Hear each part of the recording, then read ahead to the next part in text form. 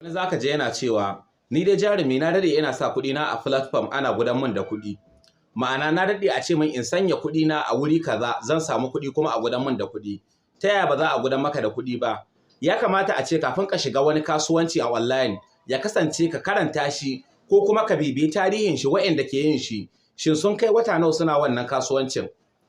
Amma ka je ka sa wani kuɗi a platform ba a gaya maka cewa ga abin da zaka sayi a wannan platform din ba, kawai an ce ka sa kuɗi duk kullun zaka samu kaza ko duk wata zaka cire kaza ko duk bayan sati biyu, kai baka san abin da ake saidawa ba.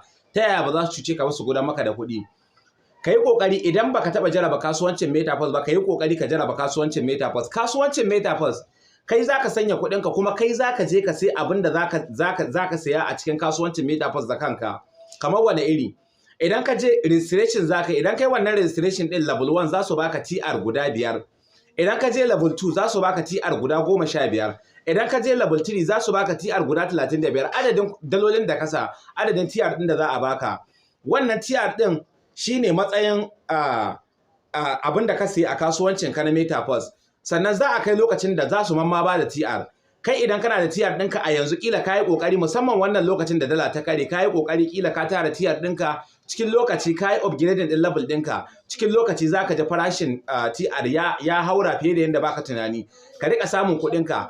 Kuma kasuwancin metaverse kasuwanci ne wanda ake samun kuɗi da shi sosai idan zaka iya gayyatar mutane su shigo kasuwancin metaverse wanda a wata kana iya receiving wani za ka ga duka albashin shi bai wuce 100,000 ba. To ina mai tabbatar maka da cewa in ka shiga kasuwancin metaverse kana iya receiving din sama da naira 200,000 a wata in dai zaka iya jurewa ka iya jajircewa a kasuwancin metaverse.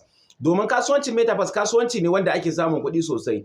In kana buƙatar ka koyi kasuwancin metaverse ka yi min magana a WhatsApp.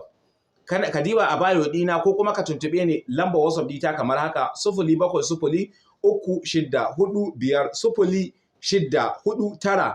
Da kai min magana a WhatsApp ka ce min jarumi ina son ka koya min kasuwancin metaverse zan tura maka bayanan metaverse ka saurara ka ji in ka ji ka gamsu zan yi maka registration sai ka shiga a ciki. Allah ya sa mu dace.